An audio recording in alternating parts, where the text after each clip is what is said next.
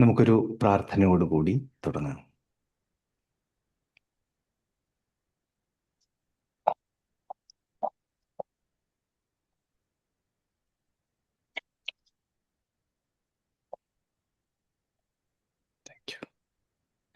ജന്മം നൽകി അനുഗ്രഹിച്ച മാതാപിതാക്കളെയും അറിവിന്റെ പാതയിലേക്ക് വിരൽ ചൂണ്ടിത്തന്ന ഗുരുനാഥന്മാരെയും അറിവ് നൽകി അനുഗ്രഹിക്കുന്ന ഈ മഹാപ്രപഞ്ചത്തെയും അതോടൊപ്പം ഇപ്പോൾ എൻ്റെ മുന്നിലിരിക്കുന്ന ഗുരുതുല്യരായ ഓരോരുത്തരുടെയും പ്രാർത്ഥനകളോടുകൂടി അനുഗ്രഹങ്ങളോടുകൂടി നമ്മുടെ വിഷയത്തിലേക്ക് കടക്കാം. വളരെ വ്യത്യസ്തമായിട്ടുള്ള പുതിയൊരു വിഷയമാണ്. നമ്മുടെ ചക്ര മെഡിറ്റേഷൻ്റെ വളരെ മനോഹരമായിട്ടുള്ള യാത്രയ്ക്ക് ശേഷം വീണ്ടും നമ്മൾ ഒന്നിച്ചു ചേർന്നു. എല്ലാവർക്കും വിസ്ഡം 2026 ഊഷ്മളമായ സ്വാഗതം. മറ്റു കാര്യങ്ങളിലേക്ക് കടക്കുന്നതിന് മുൻപ് നമുക്കൊരു കുഞ്ഞ് മെഡിറ്റേഷൻ ആകാം. അതിന് ചെയ്യേണ്ടത് നട്ടെല്ല് നിവർത്തി വളരെ ശാന്തമായിട്ടിരിക്കുക. കണ്ണുകൾ സാവധാനം അടയ്ക്കുക. എന്നിട്ട് ശ്വാസത്തിലേക്ക് മാത്രം ശ്രദ്ധ കൊടുക്കണം. ഓരോ ശ്വാസവും, അതായത് ഉള്ളിലേക്ക് പോകുന്ന ആ തണുത്ത വായുവിനെ, പുറത്തേക്ക് പോകുമ്പോഴുള്ള ആ വായുവിൻ്റെ ചൂടിനെ വെറുതെ നിരീക്ഷിക്കുക. മറ്റൊന്നുമല്ല, വെറുതെ നിരീക്ഷിക്കുക. ഒരല്പസമയം അങ്ങനെ മാത്രം തുടരാം. സാവധാനം കണ്ണുകൾ അടയ്ക്കൂ. സാവധാനം കണ്ണുകൾ അടയ്ക്കൂ. ആദ്യം ദീർഘമായിട്ട് ശ്വാസം ഉള്ളിലേക്കെടുക്കൂ.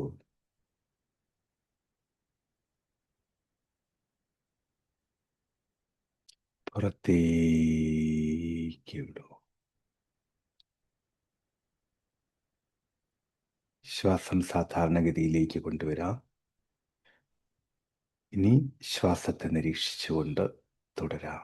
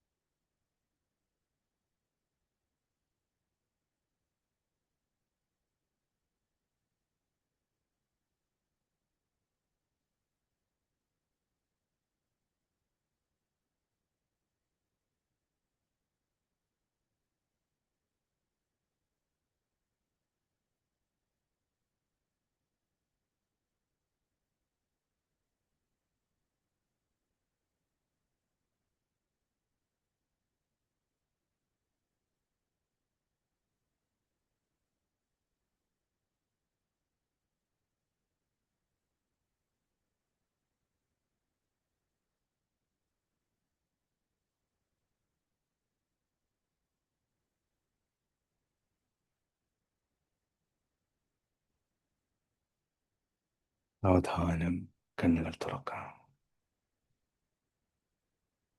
പൂർണ്ണമായ ബോധത്തിലേക്ക് മടങ്ങിയെത്താം. പൂർണ്ണമായും കണ്ണുകൾ തുറക്കാം. മനസ്സിൻ്റെ ശാന്തതയെ, സമാധാനത്തെ സുഖകരമായിട്ട് അനുഭവിച്ചറിയാം. മനസ്സിൻ്റെ ശാന്തതയെ, സമാധാനത്തെ സുഖകരമായിട്ട് അനുഭവിച്ച് പറയാം.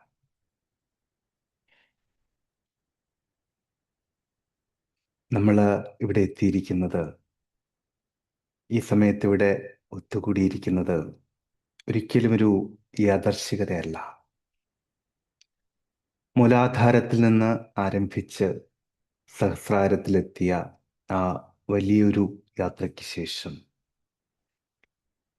നമ്മുടെ ഉള്ളിലെ ഉണ്ടായിരിക്കുന്ന ചില ചോദ്യങ്ങൾക്കുള്ള ഉത്തരമാണ്, അല്ലെങ്കിൽ നമ്മളിൽ ഉണ്ടായിരിക്കുന്ന ചില ഊർജങ്ങൾക്കോ ഊർജങ്ങളുടെ വിപുലീകരണത്തിനോ ഒക്കെയുള്ള അടങ്ങാത്ത അഭിനിവേശമാണ് ഈ വേദി. അടങ്ങാത്ത അഭിനിവേശം എന്ന് പറയുമ്പോൾ കൂടുതൽ അറിവുകൾ നേടാനുള്ള, ആത്മസാക്ഷാത്കാരത്തിനുള്ള, അവനവൻ എന്താണ് എന്നറിയുന്നതിനുള്ള, നമുക്ക് ഓരോരുത്തർക്കും ഈ പ്രപഞ്ചത്തിൽ എന്താണ് നിയോഗം എന്ന് തേടുന്നതിനുള്ള, അതിനെല്ലാം കൂടുതൽ വ്യക്തത വരുത്തുന്നതിനുള്ള ഒരു വേദി. നമ്മുടെയൊക്കെ ഊർജ കേന്ദ്രങ്ങൾ ഏറെക്കുറെ സന്തുലിതമാണിപ്പോൾ.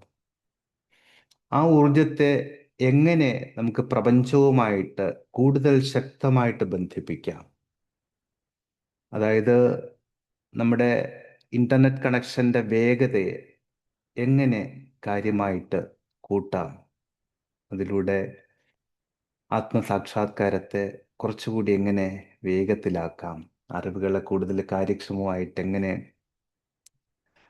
ആർജിക്കാമെന്നുള്ള അന്വേഷണമാണ് നമ്മൾ ഇവിടെ ആരംഭിക്കുന്നത്.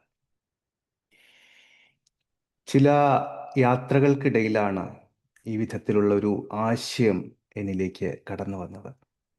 കുറേയധികം യാത്രകൾ ചെയ്യാറുണ്ട്.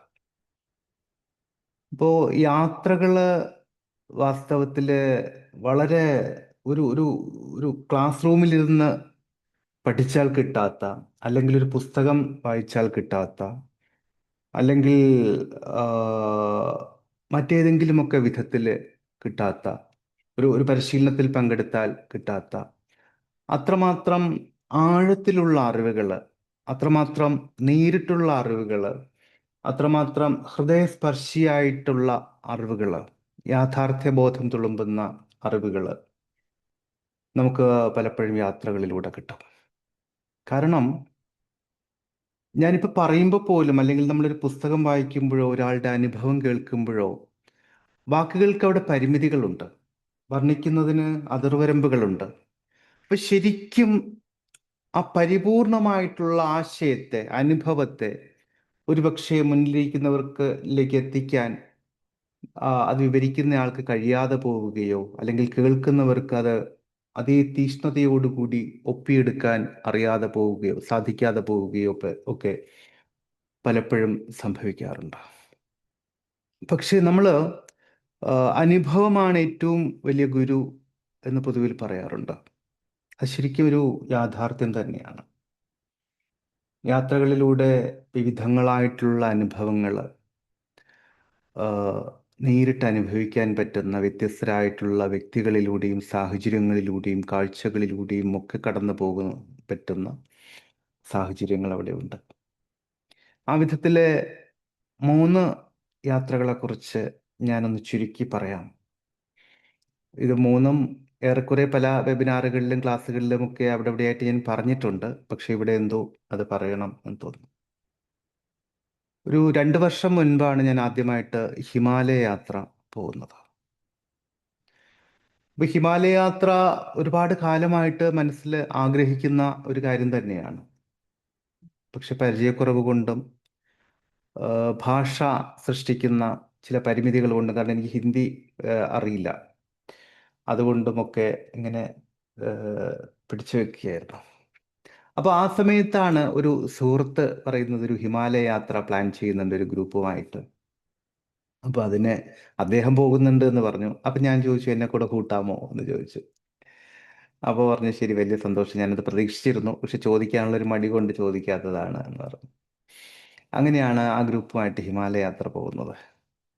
അപ്പോൾ ആദ്യമേ പറഞ്ഞിരുന്നു ചില തയ്യാറെടുപ്പുകൾ എടുക്കണം, കുറേയധികം നടക്കാനുണ്ട്, മല കയറാനുണ്ട്, വ്യത്യസ്തങ്ങളായിട്ടുള്ള കാലാവസ്ഥയൊക്കെ നമുക്ക് അതിജീവിക്കാനുണ്ട് എന്നെല്ലാം.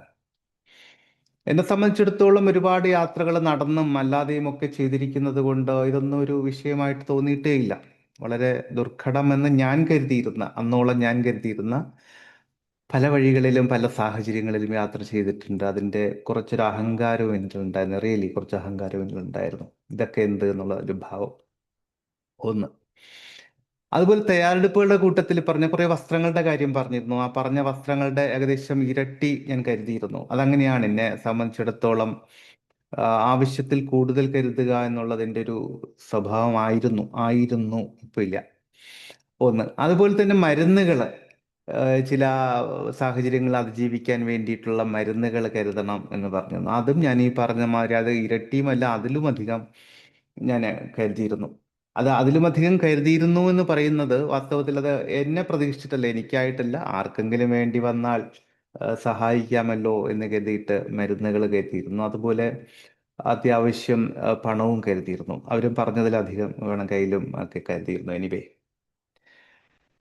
അപ്പോ യാത്രകൾ ഇങ്ങനെ പോകുന്ന സമയത്ത് കുറേ ദൂരം നടക്കണം പല ഇടങ്ങളിലൊക്കെ ആയിട്ട്. അപ്പൊ ചിലര് ഈ നടക്കാനുള്ള ബുദ്ധിമുട്ട് കാരണം കുതിരയുണ്ട് അവിടെ. കുതിര, ഡോളി. ഡോളി എന്ന് പറഞ്ഞാൽ ആളുകൾ തന്നെ നമ്മുടെ തേയില നുള്ളുന്ന സഞ്ചിയില്ലേ, നിങ്ങൾ കുറച്ച് പേരെങ്കിലും അറിയായിരിക്കും. അതുപോലത്തെ ഒരു സഞ്ചി പിന്നിലിട്ട്, അത് സഞ്ചിയല്ല, ഒരു കൊട്ട പിന്നിലിട്ടിട്ട് അതിലൊരാളിരുന്നാൽ എങ്ങനെയുണ്ടാകും. ചുമന്നുകൊണ്ട് പോവുകയാണ്, പക്ഷെ അവര് എക്സ്പീരിയൻസ്ഡ് ആണ്, അതുകൊണ്ട് അവർക്ക് അതൊന്നും കുഴപ്പമില്ല. അങ്ങനെയൊക്കെ പോകുന്നുണ്ട്. അപ്പൊ ഞാനും എൻ്റെ സുഹൃത്തും ഇങ്ങനെ വളരെ കുറച്ച് പുച്ഛത്തോടു കൂടി അല്ലെങ്കിൽ കുറച്ച് തമാശയോടു കൂടി തന്നെ ഇത്തരം കാഴ്ചകളെ കാണുന്നുണ്ട്. ഉം. കാരണം ഇവർക്കൊക്കെ നടന്നു വന്നൂടെ എന്നൊക്കെയുള്ള വിധത്തില് ഞങ്ങളതൊക്കെ ഇങ്ങനെ പറഞ്ഞു പോകുന്നുണ്ട്. എന്തായാലും ഗംഗോത്രി, യമുനോത്രി, കേദാർനാഥ്, ബദ്രിനാഥ്, ഇങ്ങനെ 4 യാത്രകളായിരുന്നു. 4 ഇടങ്ങളായിരുന്നു പ്രധാനമായിട്ടും. അപ്പോൾ ഗംഗോത്രി, യമുനോത്രി ഒക്കെ പോയി. വളരെ ഗംഭീരമായിരുന്നു. കേദാർനാഥ് കയറ്റം കയറി തുടങ്ങുന്നുണ്ട്. അപ്പോൾ ഞാൻ വളരെ സ്മൂത്ത് ആയിട്ട് ഞാൻ സുഹൃത്തും കൂടി കയറുന്നു. പക്ഷെ കുറച്ച് ദൂരം മുന്നോട്ട് പോയപ്പോൾ കുറേ ഒരു 18-20 കിലോമീറ്റർ നടക്കണം. നടക്കണം എന്ന് പറഞ്ഞാൽ വളരെ കുന്നും മലയും ഒക്കെ ദുർഘടമായിട്ടുള്ള വഴികളാണ്. കാലാവസ്ഥ അതുപോലെ ഇടയ്ക്ക് മഴ പെയ്യുന്നുണ്ട്, മഞ്ഞ് പെയ്യുന്നുണ്ട്, ഇതൊക്കെ ഉണ്ട്. അപ്പോൾ കുറേ പോയപ്പോഴേക്കും എന്തായാലും പറ്റാത്ത ഒരവസ്ഥ. എൻ്റെ സുഹൃത്ത് ആദ്യം എന്നോട് പറഞ്ഞു എനിക്ക് പറ്റുന്നില്ല. ഞാൻ പറഞ്ഞു സാരമില്ല, നമുക്ക് കുറച്ചുകൂടി പോകാം. അപ്പൊ ശ്വാസം കിട്ടുന്നില്ല, അവിടെ ഓക്സിജൻ ഡെഫിഷ്യൻസി ഉണ്ട്. അപ്പോൾ ഓക്സിജൻ ഡെഫിഷ്യൻസിന്റെ കാര്യം പറഞ്ഞപ്പോഴാണ് മറ്റൊരു കാര്യം, അത് ആദ്യമേ അറിയാമായിരുന്നു. അപ്പൊ താഴെ പോകുന്ന സമയത്ത് ചെറിയ ബോട്ടിലിൽ ഓക്സിജൻ കിട്ടും. ചെറിയ ബോട്ടിൽ എന്ന് പറഞ്ഞാൽ നമ്മൾ ഈ ഹിറ്റൊക്കെ വാങ്ങുന്നില്ലേ, കുറെ കൊല്ലാനുള്ള ഹിറ്റൊക്കെ വാങ്ങുന്നില്ല, അതുപോലെയുള്ള ചെറിയ ബോട്ടിൽ ഓക്സിജൻ താഴെ കിട്ടും. അപ്പൊ അത് കയ്യിൽ വാങ്ങി വെച്ച് പോകുന്നുണ്ട്. അപ്പൊ ഇടയ്ക്ക് ആവശ്യം വന്നാൽ ഒരു പഫ് ഇങ്ങനെ എടുത്താൽ മതിയല്ലോ അതിന് വേണ്ടിയിട്ട്. പക്ഷെ അതിന്റെ രസം എന്ന് പറഞ്ഞിട്ടുണ്ടെങ്കിൽ എന്തോ കാരണം കൊണ്ട് ഞങ്ങൾക്ക് കിട്ടിയ ബോട്ടിൽ എം ടി ആയിരുന്നു, അതിന്റെ ഉള്ളിലൊന്നും ഉണ്ടായിരുന്നില്ല. അപ്പൊ അത് അടിച്ചിട്ടും കാറ്റ് പോലും വന്നില്ല. സാധാരണ നമ്മൾ പറയാറുണ്ട് കാറ്റേ വന്നുള്ളൂ എന്ന് പറയാറുണ്ട്, ഇതിൽ കാറ്റ് പോലും വന്നില്ല. കാറ്റെങ്കിലും വന്നെങ്കിൽ അത്രയും ആശ്വാസം ഉണ്ടാവുമായിരുന്നു, കാറ്റ് പോലും വന്നില്ല. എനിവേ, അപ്പോൾ അത് ആദ്യമേ തന്നെ പാളി. എന്തായാലും പിന്നെ ശ്വാസമൊന്നും കിട്ടുന്നില്ല, നടക്കാൻ പറ്റുന്നില്ല. അപ്പൊ നോർമലി കുതിരയുണ്ട്, പക്ഷെ കുതിര കിട്ടണമെങ്കിൽ താഴേന്ന് കുതിര എടുത്ത് പോകണം, ഇടയ്ക്ക് നിന്ന് കുതിര കിട്ടില്ല. അങ്ങനെ ഒരു പ്രശ്നം കൂടി ഉണ്ട്.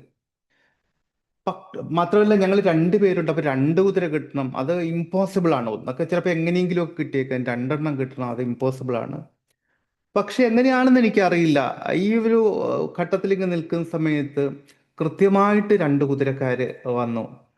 കുതിര വേണമെന്ന് ചോദിച്ചാൽ ആ വേണമെന്ന് പറഞ്ഞിട്ട് കയറി. അത് നല്ല കുതിരക്കാരായിരുന്നു, വളരെ സഹകരണമുള്ള നല്ല കുതിരക്കാരായിരുന്നു. അത് ഞാൻ പറയാൻ കാരണം പലരും കുതിരകളെ കുറിച്ചും കുതിരക്കാരെ കുറിച്ചും ഒക്കെ ഒരുപാട് മോശമായിട്ട് പറഞ്ഞു കേട്ടിരുന്നു. അവര് ചിലർ വീണു പോകുന്നുണ്ട് കുതിരപ്പുറത്തുനിന്ന്, അത് കുതിരക്കാർ തള്ളിയിടുന്നതാണ്, എന്നിട്ട് അവർ ചിരിക്കുന്നുണ്ട് എന്നൊക്കെ പറഞ്ഞിട്ട്.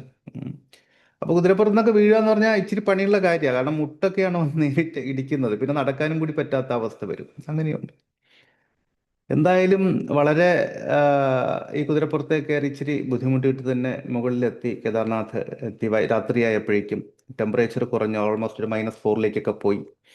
അപ്പൊ അതിൻ്റെതായിട്ടുള്ള കുറച്ച് ബുദ്ധിമുട്ടുകളുണ്ട്. ഡോർമെട്രി ആയിരുന്നു. അപ്പൊ തണുപ്പ് ഇങ്ങനെ കിടുകിടാ വിറയ്ക്കുന്നുണ്ട്. അതിനിടയിൽ ഗ്ലൗസ് ഒക്കെ എവിടെയോ നഷ്ടപ്പെട്ടു പോയിട്ടുണ്ടായിരുന്നു. ഗ്ലൗസ് ഒക്കെ ഉണ്ടായിരുന്നു, ഇത് നഷ്ടപ്പെട്ടു പോയിരുന്നു. അപ്പോ അതുപോലെ തന്നെ തിരിച്ചു വരുമ്പോഴും ഇതിനിടയിൽ പനി വന്നു, പനിയായി, ബ്രീത്തിങ് ഇഷ്യൂസ് ആയി. അപ്പൊ എന്ത് കാര്യം എന്ന് പറഞ്ഞിട്ടുണ്ടെങ്കിൽ ഇതിൽ 2 കാര്യങ്ങൾ ഞാൻ മനസ്സിലാക്കിയത്. കൂടെയുള്ളവർക്ക് പലർക്കും ആദ്യമേ വയ്യ. പലർക്കും വലിയ ബുദ്ധിമുട്ടുകൾ പറയുന്നുണ്ട്, ശരീരവേദന പറയുന്നുണ്ട്, ബ്രീത്തിങ് കിട്ടാത്ത ഇഷ്യൂ പറയുന്നുണ്ട്. അപ്പൊ ഞാൻ ഇവരെ എന്താണെന്ന് അറിയില്ല, അന്നേരം പലരെയും ഒന്ന് ചേർത്ത് നിർത്തുകയോ ഒന്ന് തലോടുകയോ ഒക്കെ ചെയ്യുന്നുണ്ട്. പക്ഷെ അവര് എന്തോ കാരണം കൊണ്ട് അവർ സുഖപ്പെടുന്നുണ്ട്, വളരെ കംഫർട്ടബിൾ ആയിട്ട് അവർ പോകുന്നുണ്ട്. അപ്പൊ ഈ കംഫർട്ടബിൾ ആയിട്ട് പോകുമ്പോഴും ഞാൻ എന്നെ തന്നെ നോക്കുന്നുണ്ട്, ആ കൊള്ളാലോ എന്ന് വെച്ചിട്ട്.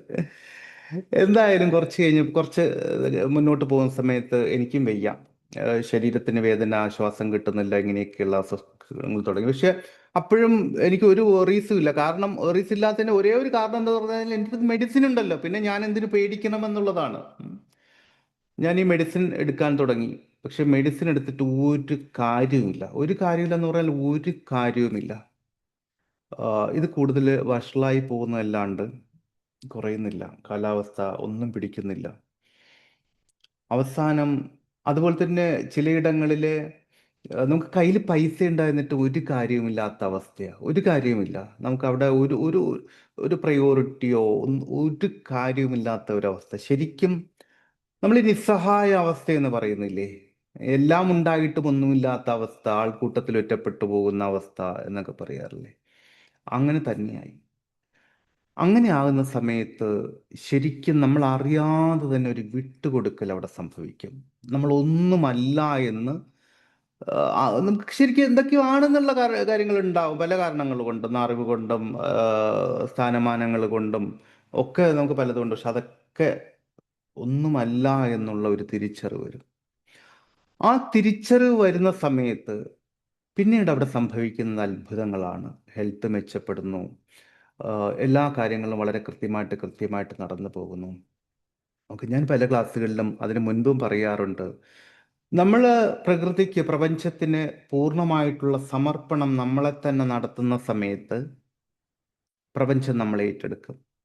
അങ്ങനെ ഒരു ഏറ്റെടുക്കൽ അവിടെ സംഭവിച്ചു കഴിഞ്ഞാൽ നമുക്ക് എന്താണോ ശരിക്കും വേണ്ടത് അതവിടെ കിട്ടും. ഒരമ്മ കുഞ്ഞിന് കൊടുക്കുന്നത് പോലെ, കൈക്കുഞ്ഞിനെ നോക്കുന്നത് പോലെ ഉള്ള ഒരു ചേർത്ത് പിടിക്കൽ, അത്ര സുരക്ഷിതത്വമുള്ള ഒരു ചേർത്ത് പിടിക്കൽ അവിടെ സംഭവിക്കുമെന്നുള്ളത് മനസ്സിലാവുന്നുണ്ടോ? ഒന്ന്.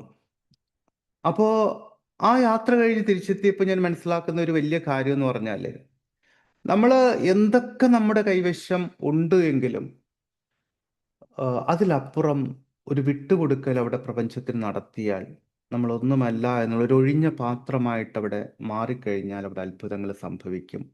മാത്രമല്ല, ഒരുപാട് കരുതിക്കൊണ്ട് പോകുന്നതിലൊന്നും വലിയ കാര്യമില്ല എന്നും ഉള്ള ഒരു തിരിച്ചറിവ് ആ യാത്രയിൽ ഉണ്ടാവുന്നുണ്ട്. അത് കഴിഞ്ഞ് പിന്നെ അടുത്ത യാത്ര പോകുന്നത് കുംഭമേളയ്ക്കാണ്.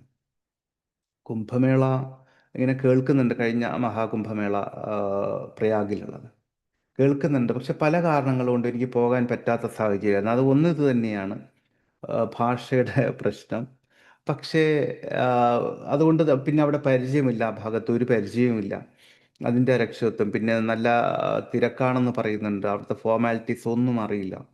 അങ്ങനെ ഇരിക്കുന്ന സമയത്താണ്, പക്ഷെ പോകണമെന്നുണ്ട്. പിന്നെ ഞാനും നല്ല എൻഗേജ്ഡാണ്. എല്ലാ ആഴ്ചകളിലും ക്ലാസ് ഉണ്ട്, ഓൾറെഡി പ്ലാൻ ചെയ്തതാണ്. ഇങ്ങനെയൊക്കെയുള്ള കുറേ കാര്യങ്ങളുണ്ട്. അപ്പോൾ അതും വളരെ യാദൃശ്ചികമായിട്ട്, വളരെ യാദൃശ്ചികം എന്ന് പറഞ്ഞാൽ അത്രയും യാദൃശ്ചികമായിട്ട് ഒരു സുഹൃത്ത് പെട്ടെന്ന് വിളിച്ചു. ഒരു കാര്യം സംസാരിക്കുന്നതിനിടയിൽ പറഞ്ഞു അദ്ദേഹം കുംഭമേളയ്ക്ക് പോവുകയാണ് എന്ന് പറഞ്ഞു. ഞാൻ പറഞ്ഞു പോകുന്നുണ്ടോ എന്ന് വലിയ ആശ്ചര്യത്തിൽ ചോദിച്ചു. അദ്ദേഹം പറഞ്ഞു യെസ് പോകുന്നുണ്ട്, സാർ വരുന്നുണ്ടോ എന്ന് ചോദിച്ചു. ഞാൻ പറഞ്ഞു എനിക്ക് വരണമെന്നുണ്ട്, പറ്റുമോ എന്ന് ചോദിച്ചു. ഒരു 10 മിനിറ്റ് കൊണ്ട് തിരികെ വിളിക്കാമെന്ന് പറഞ്ഞു. ഈ 10 മിനിറ്റിനുള്ള അദ്ദേഹം തിരികെ വിളിച്ചു. ഫ്ലൈറ്റ് ടിക്കറ്റും താമസവും എല്ലാം ശരിയാക്കി. അപ്പോൾ ആ യാത്രയിൽ ഞാൻ കൈലാസ യാത്രയിൽ നിന്ന് പഠിച്ച ആ പാഠം കൊണ്ട് ഒരുപാടൊന്നും കരുതിയില്ല. വളരെ അത്യാവശ്യം ഒരു ബാഗ് മാത്രം, അതും ഒരു പകുതിയുള്ള ഒരു ബാഗ്, ഇപ്പോൾ കുത്തി നിറച്ചിട്ടൊന്നുമില്ല. അത്യാവശ്യം വസ്ത്രങ്ങൾ, അത്യാവശ്യം മരുന്നുകൾ മാത്രമുള്ള ഒരു ബാഗുമായിട്ട് യാത്ര പുറപ്പെട്ടു. അത്യാവശ്യം പൈസ, ഒരുപാട് പൈസ കരുതിയില്ല എന്തുകൊണ്ടോ. യാത്ര പുറപ്പെട്ടു. അതിൻ്റെ രസം എന്താണെന്ന് പറഞ്ഞിട്ടുണ്ടെങ്കിൽ, കണക്ഷൻ ഫ്ലൈറ്റ് ആയിരുന്നു. അതേ ഹൈദരാബാദിൽ നിന്ന് പ്രയാഗിലെത്തി ലഗേജിന് വേണ്ടിയിട്ട് ഇങ്ങനെ വെയിറ്റ് ചെയ്യാണ്. എല്ലാവരുടെ ലഗേജും വന്നു, എൻ്റെ ലഗേജ് ഇല്ല, എൻ്റെ ലഗേജ് മിസ്സായിരുന്നു. അപ്പോൾ കുറേ സമയം വെയിറ്റ് ചെയ്തു, ഇപ്പോൾ വരുമായിരിക്കും എന്ന് വിചാരിച്ചിട്ട് അവസാനം കിട്ടിയില്ല. പിന്നെ ഞാനിവിടെ കൂളായിട്ട് നിൽക്കുന്നത്. അപ്പോൾ എൻ്റെ ഫ്രണ്ട് ചോദിക്കുന്നുണ്ട്, എന്തോ ലഗേജൊക്കെ പോയില്ല, ഇനിയിപ്പോൾ എന്ത് ചെയ്യും? ഞാൻ പറഞ്ഞു സാരമില്ല, നമുക്ക് പോകാം. അപ്പോൾ അങ്ങനെ ഇരിക്കുമ്പോഴാണ് പാലക്കാടുകാരായിട്ടുള്ള രണ്ടുപേരെ കാണുന്നത്. അതിലും ഒരാളുടെ ലഗേജ് മിസ്സായിപ്പോയി. അപ്പോൾ എൻ്റെയും അദ്ദേഹത്തിൻ്റെയും ലഗേജ് മിസ്സായി. അവർ വലിയ പരാതിയൊക്കെ പറഞ്ഞിട്ട് ഇങ്ങനെ നിൽക്കുക, അവിടെ ബഹളം ഉണ്ടാക്കുന്നുണ്ട്, അതൊക്കെ ചെയ്യുന്നുണ്ട്. എന്നിട്ടും കിട്ടുന്നില്ല. എന്തായാലും അവിടെ എത്തിയിട്ടില്ല എന്ന് പറഞ്ഞു. അങ്ങനെ വളരെ അസ്വസ്ഥതയിൽ ഇങ്ങനെ നിൽക്കുമ്പോൾ ഞാൻ അവരോട് പോയി പറഞ്ഞു, ഒരു കാര്യം ചെയ്യാം, നമുക്ക് എന്തായാലും ഇവിടുന്ന് പോകാം, ഇവിടുന്ന് ബഹളം ഉണ്ടാക്കിയിട്ട് രാത്രി 10-11 മണിയായിരിക്കണം, നമുക്ക് അവിടുന്ന് ഒരു ടാക്സി വിളിച്ചിട്ട് പ്രയാഗിലേക്ക് പോകാം എന്ന് പറഞ്ഞിട്ട്. അങ്ങനെ ടാക്സി വിളിച്ചു. അവര് സ്ട്രേഞ്ചേഴ്സാണ്, പാലക്കാടുകാരാണ്, മലയാളികളാണെന്നുള്ള പരിചയം മാത്രമേ ഉള്ളൂ, മുമ്പ് അറിയില്ല. അപ്പൊ അവര് രണ്ടുപേരും ഇങ്ങനെ ഇരിക്കുന്നത്, ഞങ്ങൾ ഇരിക്കുന്നുണ്ട്. അപ്പൊ ഇവരിങ്ങനെ ഇടയ്ക്ക് ഫോണിലൊക്കെ വിളിച്ച് നാട്ടിലൊക്കെ പറയാ, ഞങ്ങളുടെ ലഗേജ് പോയി, അങ്ങനെ പോയി, ഇങ്ങനെ പോയി എന്നൊക്കെ പറഞ്ഞു. അപ്പൊ ഞാനിങ്ങനെ വളരെ കൂളായിട്ട് ഇരിക്കുന്നുണ്ട്. അപ്പൊ എന്നോട് അദ്ദേഹം ചോദിച്ചു, നിങ്ങൾക്ക് ഒരു ടെൻഷനും ഇല്ലേ ഈ ലഗേജ് ഒക്കെ പോയിട്ട്, ഇപ്പൊ എന്ത് ചെയ്യും? ഡ്രസ്സൊക്കെ ആയില്ലേ? ഞാൻ പറഞ്ഞു ഡ്രസ്സൊക്കെ ആയില്ലായിരുന്നു, പക്ഷെ നമ്മൾ വന്നിരിക്കുന്ന കുംഭമേളയ്ക്കല്ലേ, അപ്പൊ അവിടെ ഡ്രസ്സിലൊന്നും വലിയ കഥയൊന്നും ഇല്ലല്ലോ എന്ന് പറഞ്ഞു. എന്തായാലും ഞാനും എൻ്റെ മനസ്സിലുണ്ടായിരുന്ന ശരി, അത്യാവശ്യം എന്തെങ്കിലും വാങ്ങാം എന്നായിരുന്നു. പക്ഷേ എന്താ പറയുന്നത്, അവിടെ ഒന്നും വാങ്ങാൻ കിട്ടിയില്ല. വാങ്ങാൻ കിട്ടിയില്ലെന്ന് പറഞ്ഞാൽ, ഒരു പക്ഷെ ഞങ്ങൾ താമസിച്ചത് അങ്ങനെയുള്ള സ്ഥലത്തായിരിക്കാം. ബ്രഷ്, പേസ്റ്റ്, കുളിക്കാനുള്ള തോർത്ത്, ഒരു സാധനമില്ല. 3 ദിവസം ഇതൊരു സംഗതിയും ഇല്ലാതെ മുന്നോട്ട് പോയി എന്ന് പറഞ്ഞാൽ മതിയല്ലോ. നമ്മുടെ രീതി അനുസരിച്ചിട്ട് രാവിലെ ബ്രഷ് ചെയ്യുന്നില്ലെങ്കിൽ അന്നത്തെ ദിവസം പോക്കാം, കുളിച്ചില്ലെങ്കിൽ പോയി, കുളിക്കാൻ അമ്പലത്തിൽ പോയില്ല, എങ്ങനെയൊക്കെ. പക്ഷെ ഇതൊന്നും ഇല്ലാണ്ട് വളരെ കംഫർട്ടബിൾ ആയിട്ട്, വളരെ സ്മൂത്ത് ആയിട്ട് ഇതെല്ലാം പോയി. അവിടെ ഈ പറഞ്ഞ പോലെ ആദ്യത്തെ ദിവസം ഒക്കെ ഒരു ഡോർമെറ്ററി മാതിരിയുള്ള ഒരു വലിയ ഹാള് മാതിരിയുള്ള ഒരു സ്ഥലത്തായിരുന്നു കിടപ്പ്. രണ്ടാമത്തെ ദിവസമായപ്പോൾ തണുപ്പ് കൂടി. അപ്പോൾ എൻ്റെ ഫ്രണ്ടിൻ്റെ അടുത്ത്, നല്ല തണുപ്പുണ്ട്, ഇന്ന് നമുക്ക് ഇവിടെ പറ്റുമെന്ന് തോന്നുന്നില്ല, വേറെ എവിടെയെങ്കിലും കിട്ടുമോ എന്ന് നോക്കാം എന്ന് പറഞ്ഞു. പക്ഷെ അതും ഇപ്പോൾ അത്ഭുതകരമായിട്ട് വളരെ കംഫർട്ടബിൾ ആയിട്ടുള്ള മറ്റൊരിടം, വളരെ യാദൃശ്ചികമായിട്ട് ഒരു പരിചയമില്ലാതെ കിട്ടി. അങ്ങനെ ആ യാത്രയിൽ ഞാൻ മനസ്സിലാക്കിയ ഒരു കാര്യം ഇത് തന്നെയാണ്. നമ്മുടെ അടുത്ത് ഒന്നുമില്ലെങ്കിൽ പോലും അവിടെയും പൂർണ്ണമായിട്ടുള്ള സമർപ്പണം. അവിടെ ആദ്യമേ ഞാനത് വിട്ടുകൊടുത്തു, സാരമില്ല വിട്ടുകൊടുത്തു, എല്ലാം സംഭവിച്ചോളും, ഒന്നുമില്ലായ്മയിലും പ്രകൃതി നമ്മളെ സംരക്ഷിച്ചോളും എന്നുള്ള ആ ഒരു തിരിച്ചറിവ് ഒന്നുകൂടി ഉറയ്ക്കുകയാണ് ചെയ്തത്. മൂന്നാമത്തെ യാത്ര കാശിയിലേക്കായിരുന്നു. കാശി ഒരുപാട് കാലമായിട്ട് പോകണം എന്ന് കരുതിയിരുന്ന ഒരിടമായിരുന്നു. ഈ പറഞ്ഞ പരിമിതികളും പരിചയക്കുറവും ഭാഷ പ്രശ്നം കൊണ്ടാണ് പോകാതിരുന്നത്. അപ്പോൾ ഇത്രയൊക്കെ ആയപ്പോൾ എന്തായാലും കാശിയിൽ പോകാം, ഇനി ഒരാളെ കാത്തിരിക്കേണ്ടതില്ല എന്ന് തോന്നി, അത് കൂട്ടിന് കാത്തിരിക്കേണ്ടതില്ല എന്ന് തോന്നി. ആ അരക്ഷിതത്വത്തിൽ തന്നെ യാത്ര പുറപ്പെട്ടു. പിന്നീട് ഒരിക്കൽ തനിച്ച് തന്നെയാണ്.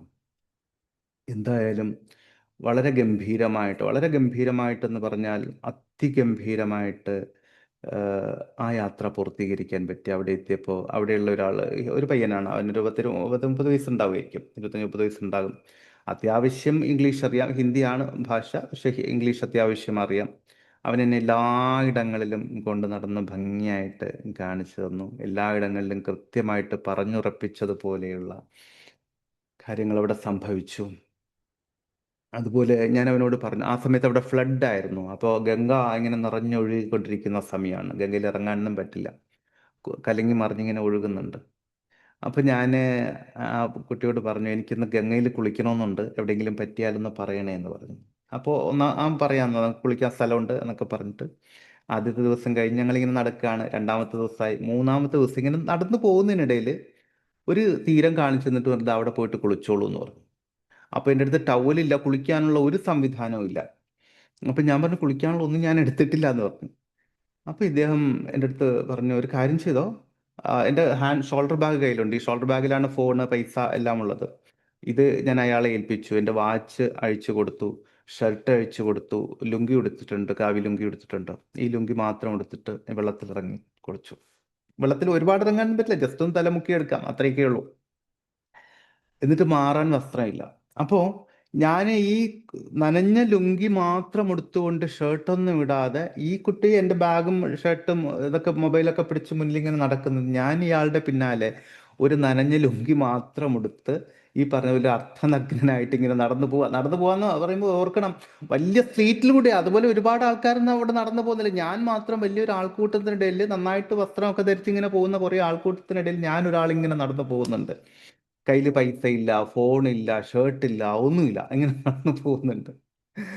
അപ്പോ എൻ്റെ മനസ്സിലൂടെ കടന്നുപോയ ഒരു ചിന്ത, നമ്മൾ സാധാരണ പറയാറുണ്ട്, കർമ്മകളുടെ പൂർത്തീകരണം എന്നുള്ളത്. അപ്പൊ എൻ്റെ മനസ്സിലൂടെ കടന്നുപോയ ഒരു ചിന്ത എന്ന് പറഞ്ഞിട്ടുണ്ടെങ്കിൽ, നോക്കൂ, അതുപോലെ ഒരു തിരക്കുള്ള തെരുവിനിടയിൽ, അതുപോലെ ഒരു വസ്ത്രത്തിൽ, അതുപോലെ ഒരു സാഹചര്യത്തില്, ഇപ്പോ നൈമിഷികമായിട്ടാണെങ്കിലും കയ്യിലൊന്നുമില്ലാത്ത ഒരു സാഹചര്യത്തിൽ ഇങ്ങനെ നടന്നു പോവാന്ന് പറഞ്ഞാൽ ഒരു പക്ഷേ വലിയൊരു കർമ്മയുടെ പൂർത്തീകരണമായിരിക്കാം. അതായത് അങ്ങനെ ഒരു സാഹചര്യത്തിൽ റിയാലിറ്റിയിൽ ഞാൻ പോകേണ്ടതുണ്ട്, ഭൗതികമായിട്ട് ഞാൻ അങ്ങനെ അങ്ങനെ സംഭവിക്കേണ്ടതുണ്ട്. പക്ഷേ അവിടെ സംഭവിച്ചത് എന്താ? അങ്ങനെ പോകേണ്ടി വന്നു. പക്ഷെ സിംബോളിക് ആയിട്ടാണെങ്കിൽ പോലും, ഞാൻ പറയുന്ന അതിന്റെ പൂർണ്ണമായിട്ടുള്ള അർത്ഥത്തിൽ മനസ്സിലാവുന്നുണ്ടോ? ഉം. അപ്പൊ അങ്ങനെ സംഭവിക്കേണ്ടതുണ്ട്. പക്ഷെ വലിയ മാനസിക വൈക്ലഭ്യമൊന്നും ഇല്ലാണ്ട്, വൈക്ലഭ്യം മീൻസ് വലിയ മാനസിക സങ്കടമൊന്നും ഇല്ലാണ്ട്, പൂർണ്ണ മനസ്സോടുകൂടി തന്നെ, നിറഞ്ഞ മനസ്സോടുകൂടി തന്നെ അങ്ങനെ അവിടെ ഒന്ന് സംഭവിച്ചു. അപ്പൊ ഇത് ഞാൻ പറയാൻ ഉദ്ദേശിച്ച, ഈ ഒരു സംഭവം പറയാൻ ഉദ്ദേശിച്ചത്, യാത്രകളിലൂടെ നമ്മൾ കടന്നു പോകുമ്പോൾ പല കർമ്മകളും അവിടെ പൂർത്തീകരിക്കപ്പെടും, പല കൊടുക്കൽ വാങ്ങലുകളും അവിടെ സംഭവിക്കും. ഒരുപക്ഷെ ഒരു 10 ജന്മത്തിൽ സംഭവിക്കേണ്ട കർമ്മകള് ചിലപ്പോൾ ഒരു യാത്രയിൽ അങ്ങ് പൂർത്തീകരിക്കപ്പെടും. പല വ്യക്തികളിൽ പല ജന്മങ്ങളിലായിട്ട് നമ്മൾ ഉണ്ടാക്കി വെച്ച ബാധ്യതകളുണ്ട്. ചിലപ്പോൾ ഭക്ഷണമായിട്ട് കൊടുക്കേണ്ടതായിരിക്കും, ചിലപ്പോൾ വസ്ത്രമായിട്ട് കൊടുക്കേണ്ടതായിരിക്കും, ചിലപ്പോൾ പണമായിട്ട് കൊടുക്കേണ്ടതായിരിക്കും, ചിലപ്പോൾ ഒരു വാക്കായിട്ടോ ഒരു തലോടലായിട്ടോ ഒക്കെ കൊടുക്കേണ്ടതായിരിക്കും. അപ്പൊ ഈ വ്യക്തികൾ പല ഭാഗങ്ങളിലായിരിക്കും, ലോകത്തിന്റെ പല ഭാഗങ്ങളിലായിരിക്കും നിലനിൽക്കുന്നത്. ഇവരെല്ലാം സ്വാഭാവികമായിട്ടുള്ള പൂർത്തീകരണം നടക്കണമെങ്കിൽ, പരസ്പരം കണ്ടുമുട്ടണമെങ്കിൽ, പരസ്പരം ഒന്നിച്ച് ജീവിക്കണമെങ്കിൽ, ജനിക്കണമെങ്കിൽ ചിലപ്പോൾ പല ജന്മങ്ങൾ കടന്നു പോകേണ്ടതായിട്ടുണ്ടാകും. പക്ഷേ ഒരു യാത്രയിലൂടെ നമ്മൾ കടന്നു പോകുമ്പോൾ ഇവരിൽ പലരെയും കണ്ടുമുട്ടാനും പല സാഹചര്യങ്ങളിലൂടെ കടന്നു പോകാനും ഒക്കെ സാധിക്കും. അങ്ങനെയും ധാരാളം അനുഭവങ്ങൾ യാത്രകൾക്കിടയിൽ ഉണ്ടായിട്ടുണ്ട്. അവിചാരിതമായിട്ടുള്ള, അപ്രതീക്ഷിതമായിട്ടുള്ള പല കൊടുക്കൽ വാങ്ങലുകൾ. അതിനെല്ലാം ശേഷം ഞാൻ ആലോചിക്കാറുണ്ട്, ഏതോ ഒരു കർമ്മയുടെ പൂർത്തീകരണം അവിടെ സംഭവിച്ചു, ഏതോ ഒരു ജന്മത്തിൽ കൊടുക്കാനോ വാങ്ങാനോ ബാക്കി വെച്ച ചിലതെല്ലാം അവിടെ സംഭവിച്ചു എന്ന് മനസ്സുകൊണ്ട് തിരിച്ചറിയാറുണ്ട് പലപ്പോഴും. അപ്പൊ ഈ കാശി യാത്രയുടെ കാശി വളരെ ഹൃദയസ്പർശിയായിട്ടുള്ള ഒരിടമാണ്. കാശി അറിയുന്നത് മഹാശ്മശാനം എന്നാണ് അറിയുന്നത്. അതാണ് അവിടുത്തെ ഒരു പ്രസിദ്ധി എന്ന് വേണമെങ്കിൽ പറയാം. അപ്പൊ എന്തിനാണ് ഒരു ശ്മശാനം നമ്മൾ സന്ദർശിക്കുന്നത്? സ്വാഭാവികമായിട്ടും പറയാറുണ്ട്, ഒരിക്കലും കാണാനോ പോകാനോ ഒക്കെ ഇടവരാത്ത ഒരിടമായിരിക്കട്ടെ എന്ന്. പക്ഷെ അങ്ങനെയല്ല. അവിടെ നമുക്ക് ഒരുപാട് തിരിച്ചറിവുകൾ കിട്ടും. നമ്മുടെ ഒരുപാട് ഒത്തിരി അഹങ്കാരങ്ങൾ അവിടെ ഇല്ലാതാകും. അത് അവിടെ തന്നെ പോകണമെന്നില്ല, ഏതൊരു ശ്മശാനത്തിൽ പോയാലും മതി. അവിടെ പ്രത്യേകിച്ച് എനിക്ക് തോന്നിയ കാര്യം, ഞാൻ പറഞ്ഞല്ലോ, അവിടെ ഞാൻ ചെല്ലുന്ന സമയത്ത് ഫ്ലഡ് ആയിരുന്നു എന്ന് പറഞ്ഞല്ലോ. അപ്പൊ അതുകൊണ്ട് തന്നെ ഡെഡ് ബോഡികൾ ശരിക്കും ദഹിപ്പിക്കുന്ന ഇടങ്ങളിലെല്ലാം വെള്ളം പൊങ്ങിയിരിക്കുന്നു. അതുകൊണ്ട് കുറച്ച് ഉയർന്ന ഒരു കെട്ടിടത്തിന്റെ മുകളിലാണ് ചിതകളൊക്കെ ഒരുക്കിയിട്ട് അവിടെ ദഹിപ്പിക്കുന്നത്. അപ്പൊ അതുകൊണ്ട് തന്നെ പരിമിതിയുണ്ട്. ഒരു സമയത്ത് ഒരു 4-5 ചിതയൊക്കെ ഒരുക്കാൻ അവിടെ പറ്റും. അപ്പൊ അതുകൊണ്ട് ബാക്കി ഡെഡ് ബോഡികളൊക്കെ വെയിറ്റ് ചെയ്യുന്ന എങ്ങനെയാണെന്ന് അറിയാമോ? നമ്മളിവിടെ പറയുന്ന മാതിരി ഒരു കട്ടിലിൽ കൊണ്ട് വളരെ ഭവ്യമായിട്ട് വെച്ചിരിക്കുന്നതല്ല. നിലത്ത് ഇതിനിങ്ങനെ പൊതിഞ്ഞു കെട്ടിയിട്ട് നിലത്തിങ്ങനെ കൊണ്ടുവച്ചിരിക്കുന്നു. ആളുകൾ അതിൻ്റെ ഇടയിൽ കൂടെ പോകുന്നുണ്ട്, ചെളി തെറിക്കുന്നുണ്ട്, ഈച്ച വന്നിരിക്കുന്നുണ്ട്. അപ്പോൾ ഞാനിങ്ങനെ ആലോചിക്കും, ഇന്നലെ വരെ നമ്മളെ മാതിരി എല്ലാ അഹങ്കാരങ്ങളോടും അഹംഭാവങ്ങളോടും കൂടിയൊക്കെ ജീവിച്ചിരിക്കുന്ന മനുഷ്യരാണ്. ഒന്നുമില്ല, അവര് പലതുമായിരുന്നിരിക്കാം, ജീവിതത്തിൽ പലതുമായിരുന്നിരിക്കാം. ഒരുപക്ഷെ ആരെയൊക്കെയോ വെല്ലുവിളിച്ചിട്ടുണ്ടാകാം, ഏതൊക്കെയോ സാഹചര്യങ്ങളിൽ അർമാദിച്ചിട്ടുണ്ടാകാം. നമ്മളൊക്കെ കടന്നു പോകുന്ന അവസ്ഥയാ. പക്ഷെ ഇപ്പോ എന്താണ്? ഒന്നുമില്ല. ഇതൊക്കെ ഇങ്ങനെയൊക്കെയുള്ള കുറേ അവരെ എന്തൊക്കെ അനുഭവങ്ങളിലൂടെ കടന്നു പോയിട്ടുണ്ടാകും, ഏതൊക്കെ ജീവിത സാഹചര്യങ്ങളെ അഭിമുഖീകരിച്ചിട്ടുണ്ടാകും. ഇങ്ങനെ ഒത്തിരി ചിന്തകൾ നമ്മളിലൂടെ ഇങ്ങനെ കടന്നു പോകും. അത് ഒരു ഭാഗത്ത് ഇത് നടക്കുന്ന സമയത്ത്, മറുഭാഗത്ത് ഗംഗ സമൃദ്ധമായിട്ട് ഒഴുകുന്നുണ്ട്, കുത്തിമറിഞ്ഞൊഴുകുന്നുണ്ട്. ഇതൊന്നും എന്നെ ബാധിക്കുന്നേ ഇല്ല എന്ന് പറഞ്ഞിട്ട്. മനുഷ്യനൊരു ഭാഗത്ത് എല്ലാമാണ് എന്ന് അഹങ്കരിക്കുമ്പോഴും പ്രകൃതി മറ്റൊരു ഭാഗത്ത് ഇതൊന്നുമല്ല എന്ന് നമ്മളെ പഠിപ്പിച്ചു തരുന്നുണ്ട്. വളരെ ശാന്തമായിട്ട് ആ പ്രവാഹം അങ്ങനെ അവിടെ തുടരുന്നുമുണ്ട്. ഇതെല്ലാം ഒരുപാട് പാഠങ്ങൾ തരുന്നുണ്ടെന്ന് തോന്നുന്നു. ഇപ്പോ 2 മാസം മുമ്പ് ഞാൻ വീണ്ടും ഒന്നുകൂടി കാശിയിൽ പോയിട്ടുണ്ടായിരുന്നു. ആ സമയത്ത് അവിടുത്തെ മനോഹരമായിട്ടുള്ള കാഴ്ചകളിൽ ഒന്നാണ് ഗംഗാ ആരതി. ഗംഗാ ആരതിയില് ആയിരക്കണക്കിന് ആളുകൾ ഇങ്ങനെ ഉണ്ടാവും കാഴ്ചക്കാരായിട്ട്. അതിൻ്റെ മന്ത്രജപങ്ങളും ആരവങ്ങളും എല്ലാം ഒരു ഭാഗത്ത് നടക്കും. അപ്പോൾ ഈ ആരവങ്ങളും എല്ലാം നടക്കുന്ന കാഴ്ചകളും മനോഹരമായിട്ടുള്ള കാഴ്ചകളും എല്ലാം നടക്കുമ്പോഴും നമുക്ക് അതിൻ്റെ ഇടയിൽ പോലും ശരിക്കും വളരെ ശുദ്ധമായിട്ടുള്ള ധ്യാനം അനുഭവിക്കാൻ പറ്റും. ആവശ്യമെങ്കിൽ വളരെ ശുദ്ധമായിട്ടുള്ള, അതായത് പരിപൂർണമായിട്ടുള്ള പഞ്ചേന്ദ്രിയ സമർപ്പണത്തോടു കൂടിയ, മനോസമർപ്പണത്തോടു കൂടിയ ധ്യാനം ഈ തിരക്കുകൾക്കിടയിലെല്ലാം അനുഭവിക്കാൻ പറ്റും. അസാധാരണമായിട്ടുള്ള ഊർജപ്രവാഹം ആ സമയത്ത് സംഭവിക്കും. പൊതുവിൽ പറയാറുണ്ട്, ആത്മീയതയുടെ ഏറ്റവും ഉന്നതമായിട്ടുള്ള അവസ്ഥകളിൽ പറയാറുണ്ട്, നമ്മൾ ശരിക്കും ആത്മീയമായിട്ടുള്ള ഉയർച്ച എത്രമാത്രമാകുന്നു അതോടുകൂടി നമ്മുടെ ഉള്ളിൽ പ്രപഞ്ചത്തെ കാണാൻ സാധിക്കും, പിന്നെ യാത്രകളൊക്കെ അവിടെ അവസാനിക്കുമെന്നുള്ളതാണ്. അപ്പോൾ ഇതുപോലുള്ള ഇടങ്ങളുടെ ഒരു സവിശേഷത ഞാൻ മനസ്സിലാക്കുന്നത്, അസാധാരണമായിട്ടുള്ള ഊർജ കേന്ദ്രങ്ങളാണ് ഇതുപോലെയുള്ള ഇടങ്ങൾ. അത് ക്ഷേത്രങ്ങൾ മാത്രമല്ല, എല്ലാ ദേവാലയങ്ങളും, അമ്പലങ്ങൾ, പള്ളികളും, മോസ്കുകളും എല്ലാം ആ കൂട്ടത്തിൽ പെടും. അപ്പോഴും അവിടെ മറ്റൊരു ചോദ്യമുണ്ട്. നമ്മൾ ഇത്രയും ദൂരം പുണ്യം തേടി കാശിയിലേക്ക് പോകുമ്പോൾ, അതല്ലെങ്കിൽ മെക്കയിലേക്ക് പോകുന്ന സമയത്ത്, അല്ലെങ്കിൽ മറ്റൊരിടത്തേക്ക് പോകുന്ന സമയത്തും അവിടെ അങ്ങനെ ഒരു പുണ്യമുണ്ട് എങ്കിൽ, അങ്ങനെ ഒരു ഊർജമുണ്ട് എങ്കിൽ, അങ്ങനെ ഒരു ചൈതന്യമുണ്ട് എങ്കിൽ അവിടെ തന്നെ താമസിക്കുന്ന ആളുകളില്ലേ? വർഷങ്ങളായിട്ട്, തലമുറകളായിട്ട് താമസിക്കുന്ന ആളുകളുണ്ട്. തലമുറകളായിട്ട് കച്ചവടം ചെയ്യുന്ന ആൾക്കാരുണ്ട്. ഇതേ ഇടങ്ങളിൽ തന്നെ ഏറ്റവും ക്ലോസ് ആയിട്ട് കച്ചവടം ചെയ്യുന്ന ആളുകളുണ്ട്. അപ്പോൾ അവർക്ക് എന്തുകൊണ്ട് ബാധിക്കുന്നില്ല? അല്ലെങ്കിൽ അവർക്ക് എന്തുകൊണ്ട് ഈ ചൈതന്യം അവരെ സ്വാധീനിക്കുന്നില്ല? അവരുടെ ജീവിതത്തിൽ എന്തുകൊണ്ട് മാറ്റം വരുന്നില്ല എന്നുള്ള ഒരു ചോദ്യം പലയിടങ്ങളിലും ചോദിച്ച് ഞാൻ കേട്ടിട്ടുണ്ട്. അതിന്റെ കാര്യം ഇത്രയേ ഉള്ളൂ. നമ്മൾ ഈ റേഡിയോ ടി വി ഒക്കെ ഉപയോഗിക്കാറുണ്ടല്ലേ? കുറച്ചു കാലം മുമ്പാണെങ്കിൽ ഇതിന്റെയൊക്കെ സിഗ്നൽ കിട്ടാൻ വലിയ പാടായിരുന്നു. അപ്പൊ മരത്തിന്റെയൊക്കെ മുകളിൽ ആന്റിന എടുത്ത് വെച്ച് തിരിച്ച് സിഗ്നൽ പിടിച്ച് ടി വി കണ്ട അല്ലെങ്കിൽ റേഡിയോ കേട്ട ഒരു കാലഘട്ടം ഒക്കെ ഉണ്ടായിരുന്നു. അപ്പൊ അത്രയൊക്കെ ഒരു റേഡിയോ കാശ് കൊടുത്ത് വാങ്ങി അത്രയൊക്കെ കഷ്ടപ്പെട്ട് അതിനെങ്ങനെ കേൾക്കുന്ന സമയത്തും കേട്ട് അതുകൊണ്ട് വിവരങ്ങൾ അറിയുകയും അതുകൊണ്ട് സന്തോഷം അനുഭവിക്കുകയും ചെയ്യുന്ന അതേ സമയം തന്നെ ഈ റേഡിയോ സ്റ്റേഷനിൽ തൊട്ടടുത്ത് താമസിക്കുന്ന ആളുകളുണ്ട്. അവർക്ക് ഈ ഒന്നുമില്ലാതെ സിഗ്നൽ കിട്ടും. പക്ഷെ അവരതിന് പോവില്ല, റേഡിയോ പോലും അവർ വാങ്ങില്ല. ഇവിടെ മഹത്തരമായിട്ടുള്ള ഇങ്ങനെ ഒരു സാധ്യതയുണ്ടെന്ന് അവർ തിരിച്ചറിയുന്നില്ല. മനസ്സിലാവുന്നുണ്ടോ? ഒന്ന്. രണ്ട്, നിങ്ങൾ ഈ റേഡിയോയിലും ടി വിയിലും ഒക്കെ വാർത്തകൾ വായിക്കുന്ന ആൾക്കാർ, അങ്ങനെയൊക്കെ പ്രഭാഷണങ്ങൾ നടത്തുന്ന ആൾക്കാർ ഒന്ന് കാണണം, ഒന്ന് അടുത്ത് കാണണം, അവരോട് അല്പം ഒന്ന് സംസാരിക്കണം എന്നുള്ള ആഗ്രഹം നിങ്ങൾക്ക് പലപ്പോഴും ഉണ്ടായിട്ടുണ്ട്. ചിലപ്പോഴെങ്കിലും അത് സാധിച്ചിട്ടും ഉണ്ടാകും. പക്ഷെ ഇതേ ഇടങ്ങളിൽ ഇവർക്ക് ചായ കൊണ്ടു കൊടുക്കുന്ന, അവരുടെ റൂം ക്ലീൻ ചെയ്യാൻ പോകുന്ന ആൾക്കാർ ധാരാളമുണ്ട്. അവരെ സംബന്ധിച്ചിടത്തോളം നമ്മൾ ഭയങ്കര സംഭവമായിട്ട് കാണുന്ന ഈ വ്യക്തികൾ അവരെ സംബന്ധിച്ചിടത്തോളം സാധാരണ ആളുകൾ മാത്രമാണ്, അല്ലെങ്കിൽ കേവലം അവരുടെ ഒരു ബോസ് മാത്രമാണ്, അല്ലെങ്കിൽ ഒരു സഹപ്രവർത്തകൻ മാത്രമാണ്. നമ്മൾ കാണുന്ന ഈ അവസരങ്ങളെ, ഈ സാധ്യതകളെ അവരറിയുന്നു പോലുമില്ല. മനസ്സിലാവുന്നുണ്ടോ?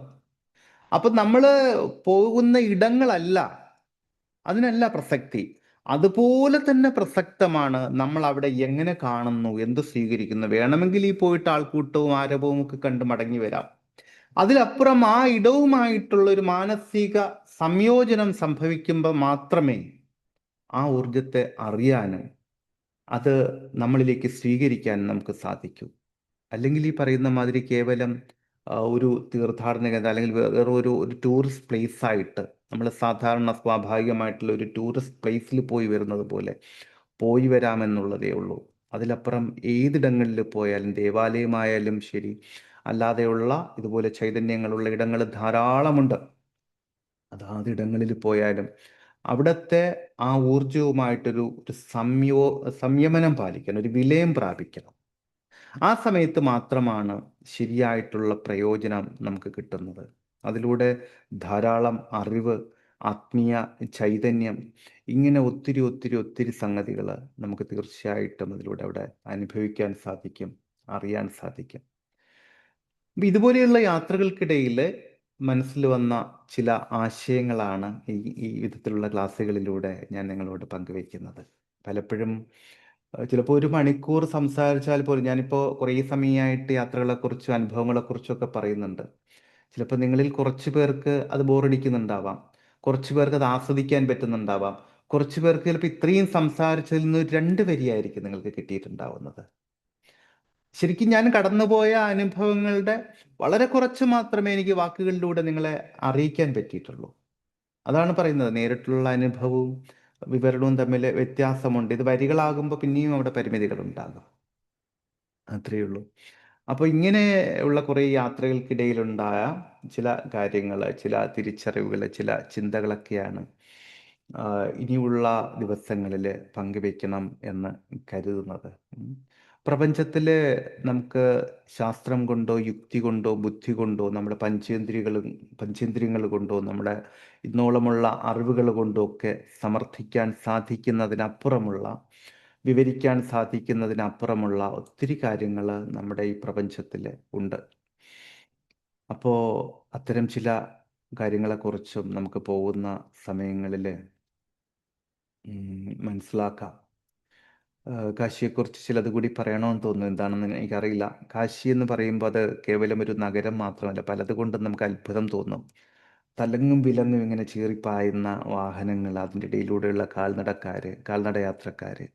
അപ്പോൾ പക്ഷേ ഇതെല്ലാം ഈ തിരക്കുകൾക്കും ഇതിനെല്ലാം ഇടയിൽ വളരെ സുരക്ഷിതമായിട്ട് എങ്ങനെയാണ് ഇതെല്ലാം മുന്നോട്ട് പോകുന്നത് എന്നുള്ള ശങ്ക എനിക്ക് പലപ്പോഴും ഉണ്ടായിട്ടുണ്ട്. മഹാനഗരങ്ങളിൽ താമസിക്കുന്ന പലർക്കും, കാശിയുടെ കാര്യം മാത്രമല്ല, മഹാനഗരങ്ങളിൽ താമസിക്കുന്ന പലർക്കും അതുപോലുള്ള അനുഭവങ്ങൾ ഉണ്ടായിരിക്കാം. എനിവേ, ആയിരക്കണക്കിന് ആളുകളുടെ കൂടിച്ചേരിലൂടെ നടക്കുന്ന ഗംഗാരതി, അതിനിടയിൽ നടക്കുന്ന ചെണ്ടകളുടെയും മണിനാദങ്ങളുടെയും ഒക്കെ വലിയ ശബ്ദം, അതിനിടയിലുണ്ടാകുന്ന ശക്തമായിട്ടുള്ള പ്രകാശവും തീജ്വാലകളും ഒക്കെ ഒരു ഭാഗത്ത്, മറുഭാഗത്ത് എരിഞ്ഞടങ്ങുന്ന ചിതകൾ, ഈ കോലാഹലങ്ങൾക്കിടയിലെല്ലാം, ഇത്രയൊക്കെ കോലാഹലങ്ങൾക്കിടയിലും ഇത്രയെല്ലാം ശബ്ദങ്ങൾക്കിടയിലുമൊക്കെ അപ്പുറം വിവരിക്കാനാവാത്ത ഒരു അഗാധമായിട്ടുള്ള നിശബ്ദത, ഒരു ശൂന്യത, സ്വന്തം ഉള്ളിലേക്കുള്ള ഒരു തിരിഞ്ഞുനോട്ടം, പലതിനുമുള്ള ഒരു തിരിച്ചറിവ് ഈ സമയങ്ങളിൽ പലപ്പോഴും നമ്മുടെ ഉള്ളിൽ സംഭവിക്കാറുണ്ട്. നമ്മുടെ മനസ്സിന് ആവശ്യമെങ്കിൽ നമുക്ക് ഗംഗാനദിയോട് ഉപമിക്കാൻ സാധിക്കും. അതായത് ഉപരിതലത്തിൽ വലിയ ഓളങ്ങളും തിരക്കുകളും ഒക്കെ ഉണ്ട് എങ്കിലും, ഉപരിതലത്തെ ഒരുപാട് പേര് കാണുന്നുണ്ട് എങ്കിലും, ഈ ഒഴുക്കുകൾക്കും ഓളങ്ങൾക്കും എല്ലാം ഉള്ളിൽ നമ്മളൊന്ന് മനസ്സുകൊണ്ട് സങ്കല്പിച്ചു നോക്കിയാൽ, മനസ്സുകൊണ്ട് ഒന്ന് ചിന്തിച്ചു നോക്കിയാൽ, നമ്മളും പലപ്പോഴും ഈ ഓളങ്ങളെയാണ് ശ്രദ്ധിക്കുന്നത്, അതിൻ്റെ പരപ്പിനെ മാത്രമാണ് കാണുന്നത്.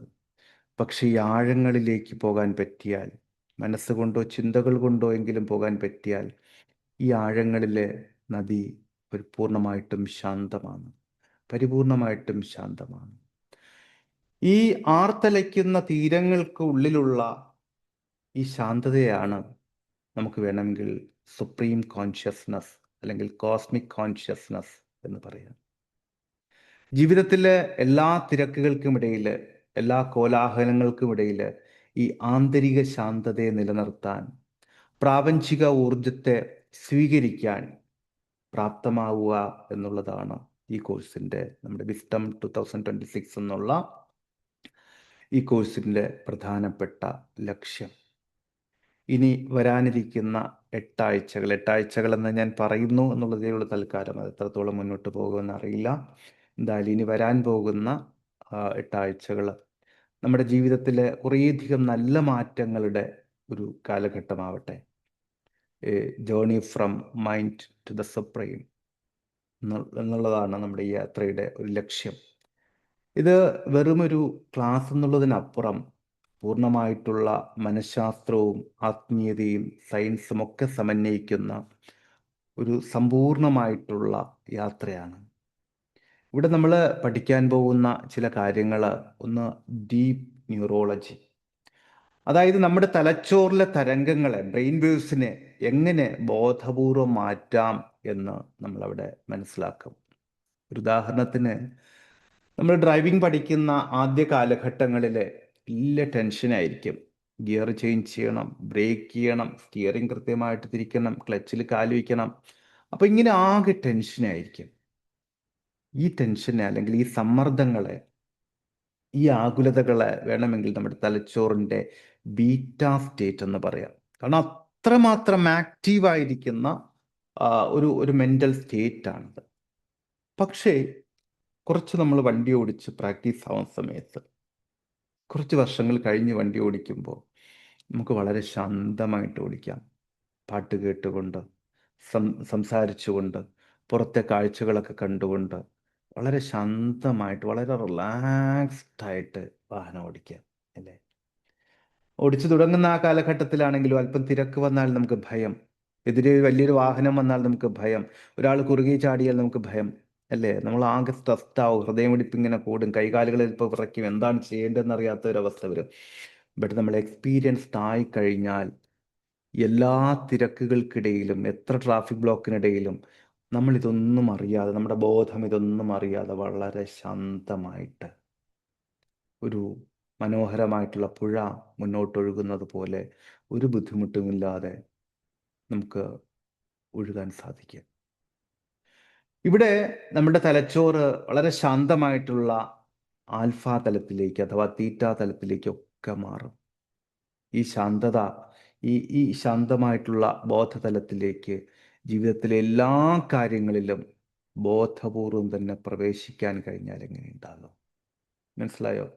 ഡ്രൈവിംഗ് പഠിക്കുന്ന സമയത്തുള്ള ആകുലതകളെ ഉപേക്ഷിച്ചുകൊണ്ട്, ആകുലതകളെ മാറ്റി നിർത്തിക്കൊണ്ട്, ആകുലതകളെ ഇല്ലാതാക്കിക്കൊണ്ട് ജീവിതം മുഴുവൻ, ജീവിതത്തിലെ ഏത് സാഹചര്യങ്ങളിലും ഇത്രമാത്രം ശാന്തമായിട്ട് ഒഴുകാൻ സാധിച്ചാൽ, മുന്നിൽ എത്രയൊക്കെ ട്രാഫിക് ബ്ലോക്കുകൾ ഉണ്ടായാലും, ആരൊക്കെ നമ്മുടെ വാഹനത്തിന് കുറുകെ ചാടിയാലും, എത്രയൊക്കെ വലിയ വാഹനങ്ങൾ എതിരെ വന്നാലും, ഏതൊക്കെ ദുർഘടമായിട്ടുള്ള കാലാവസ്ഥകളിലായാലും ശാന്തമായിട്ട് ഇങ്ങനെ മുന്നോട്ട് പോകാൻ സാധിച്ചാൽ, വളരെ എക്സ്പീരിയൻസ്ഡ് ആയിട്ടുള്ള ഒരു ഡ്രൈവർ റിലാക്സ്ഡ് ആയിട്ട് വാഹനം ഓടിക്കുന്ന മാതിരി ജീവിതം മുന്നോട്ട് കൊണ്ടുപോകാൻ സാധിച്ചാൽ അത് എത്രമാത്രം മനോഹരമായിരിക്കും.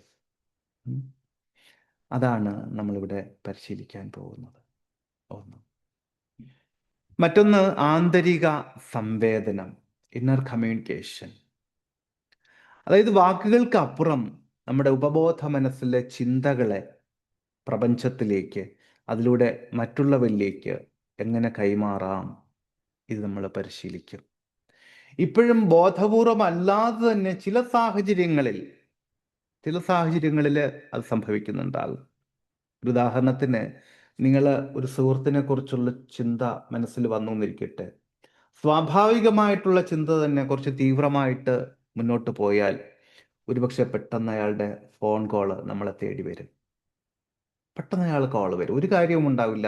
ചിലപ്പോൾ അവർ വിളിക്കും, ഒരുപാട് കാലത്തിന് ശേഷം. ഈ സ്ഥിരമായിട്ട് വിളിക്കുന്ന സുഹൃത്തുക്കളെ കുറിച്ചല്ല ഞാൻ പറയുന്നത്.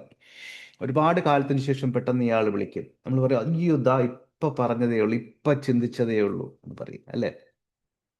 ഇതൊന്നും ഒരിക്കലും, നമ്മൾ പലപ്പോഴും ഇതിന് യാദർച്ഛികത എന്ന് പറയാറുണ്ട്. പക്ഷേ ഇതൊന്നും ഒരിക്കലും യാദർച്ഛികതയൊന്നുമല്ല. നമ്മുടെ ബ്രെയിൻ വേവ്സ് പ്രപഞ്ചത്തിലൂടെ സഞ്ചരിച്ച്, അല്ലെങ്കിൽ പ്രപഞ്ചബോധവുമായിട്ട് വിലയം പ്രാപിച്ച് ആ വ്യക്തിയിലുണ്ടാക്കിയ സ്വാധീനം, അതാണ് ആ വ്യക്തിയുടെ ആ സമയത്തെ ഇടപെടലിന് കാരണമായിരിക്കുന്നത്. ഇത് ബോധപൂർവമല്ല നടക്കുന്നത്, അല്ലെ? യാദർച്ഛികമായിട്ടല്ല, സ്വാഭാവികമായിട്ട് നടക്കുന്നതാണ്.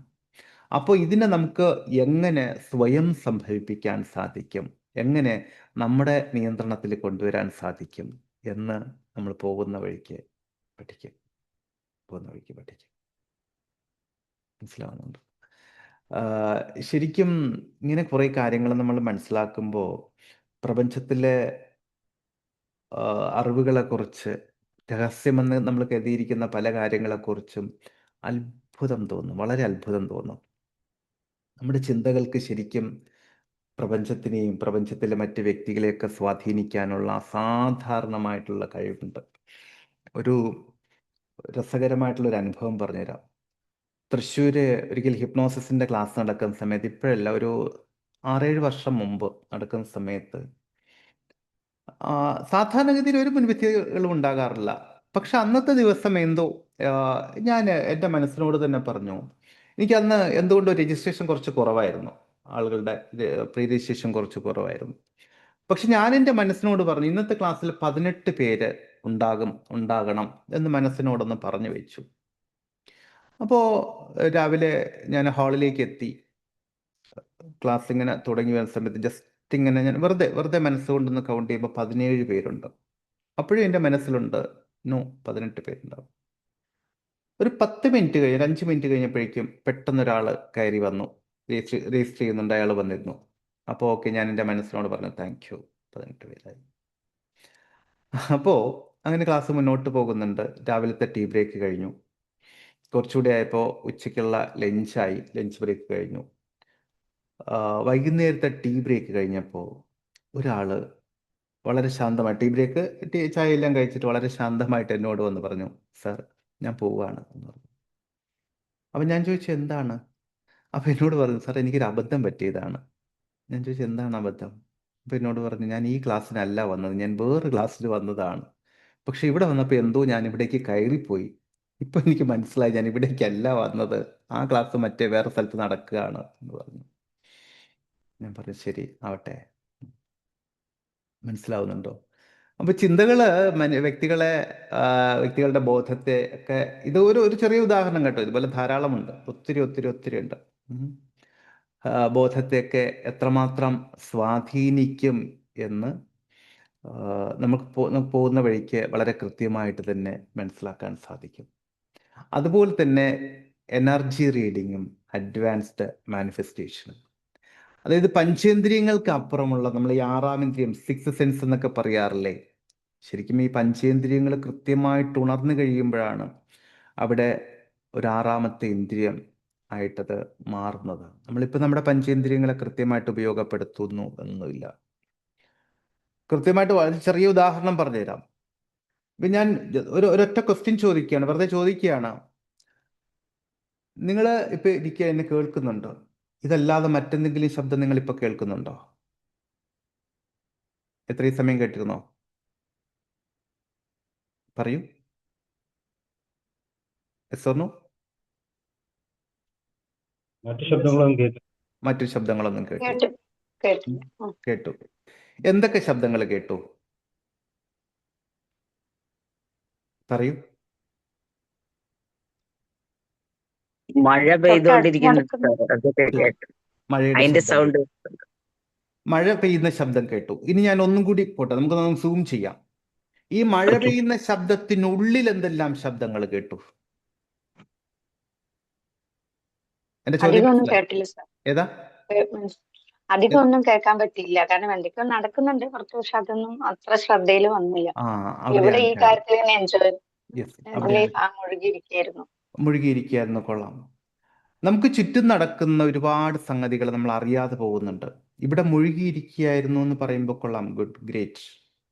പക്ഷേ നമ്മുടെ ചുറ്റും കൺമുന്നിൽ നടക്കുന്ന പലതും നമ്മൾ അറിയാതെ പോകുന്നുണ്ട്, കേൾക്കാതെ പോകുന്നുണ്ട്.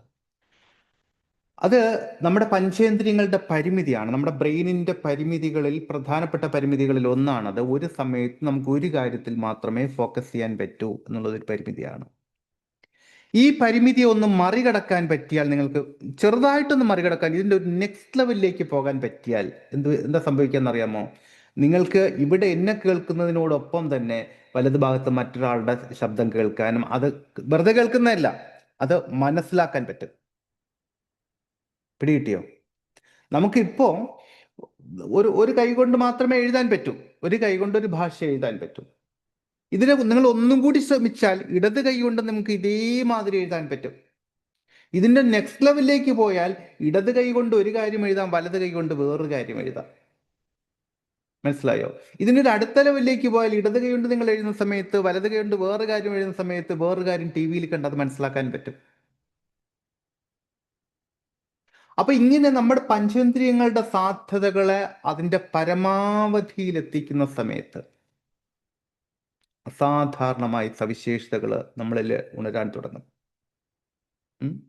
അസാധാരണമായിട്ടുള്ള സവിശേഷതകൾ ഉണരാൻ തുടങ്ങും. പല പുസ്തകങ്ങളിലും പല ആത്മീയാചാര്യന്മാർ എഴുതിയിട്ടുണ്ട്, ഒരു കാലത്ത് നടന്നിരുന്ന ആശയവിനിമയം ഇന്ന് നമ്മൾ ഫോണിലൂടെയും വയർലെസ്സിലൂടെയും മറ്റ് മാധ്യമങ്ങളിലൂടെയും ഒക്കെ ചെയ്യുന്ന കാര്യങ്ങൾ ഒരു സമയത്ത് മനസ്സുകൊണ്ട് സംഭവിപ്പിച്ചിരുന്നു, ചിന്തകൾ കൊണ്ട് സംഭവിച്ചിരുന്നു.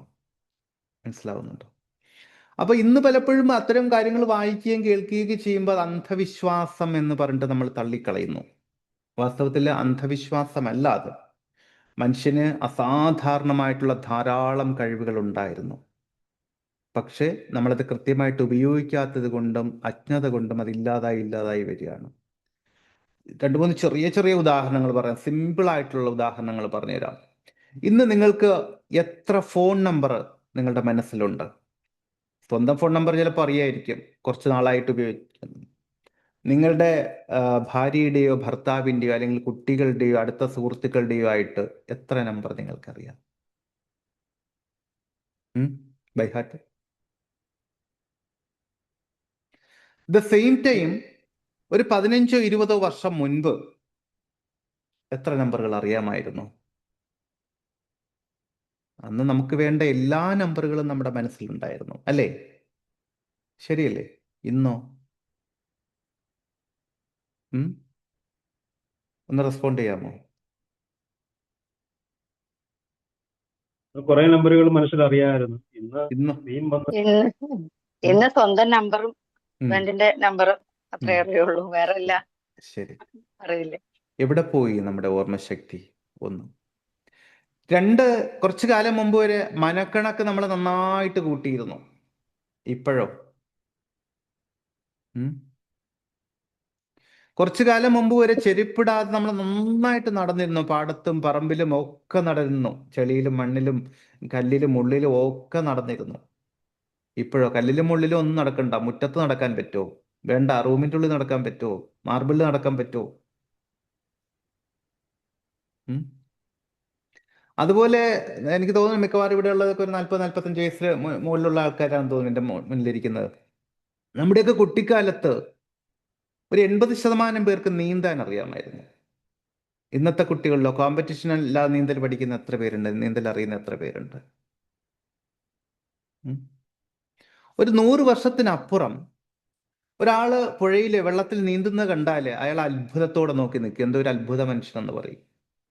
ശാസ്ത്രം അയാളെ പരിശോധിക്കുകയാണെങ്കിൽ അവിടെ വിധി എഴുതും, ഇയാൾക്ക് എന്തോ അമാനുഷികമായിട്ടുള്ള സിദ്ധിയുണ്ട്. കാരണം ഈ ശരീരം വെച്ചിട്ട് നീന്താൻ പറ്റില്ല. മത്സ്യങ്ങളെ പോലെ പൊങ്ങിക്കിടക്കാനുള്ള ശൽക്കങ്ങളോ വായുവിറകളോ ഒന്നും ഇയാൾക്കില്ല.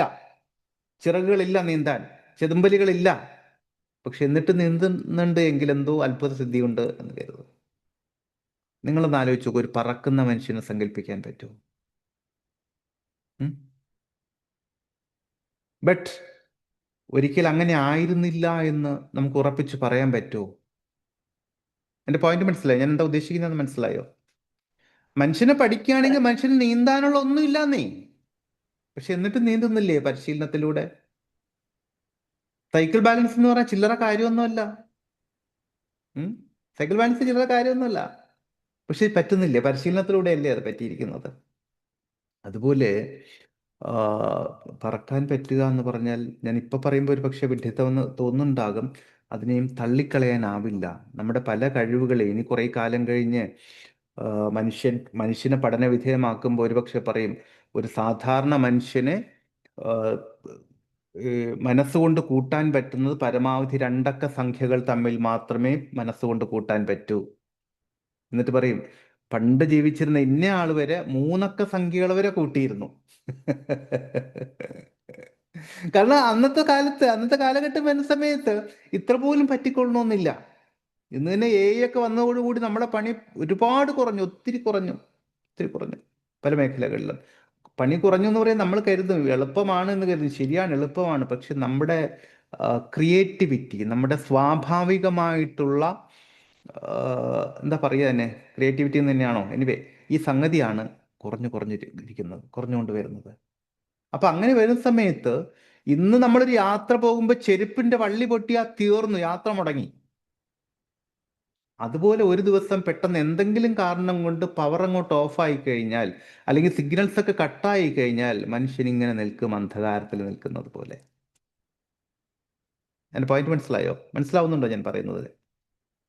അപ്പോൾ ശാസ്ത്രം തീർച്ചയായിട്ടും ഉപയോഗിക്കണം, എല്ലാ സാധ്യതകളും ഉപയോഗിക്കണം. പക്ഷെ നമ്മളെന്ന വലിയ സാധ്യതയെ അവിടെ കൈമോശം വന്നു പോകരുത്.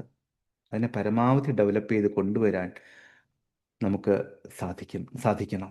അപ്പം ഞാൻ ഈ പറയുന്ന ഈ കാര്യങ്ങളൊക്കെ കേൾക്കുമ്പോൾ ഒരുപക്ഷെ വലിയ അത്ഭുതങ്ങളായിട്ട് തോന്നിയേക്കാം. പക്ഷേ ഓരോ മനുഷ്യൻ്റെയും ഉള്ളിൽ ഉറങ്ങിക്കിടക്കുന്ന സ്വാഭാവികമായിട്ടുള്ള കഴിവുകൾ മാത്രമാണിതെല്ലാം. അതിനെ ഉണർത്താനും ഉയർത്താനും എല്ലാം സാധിക്കും.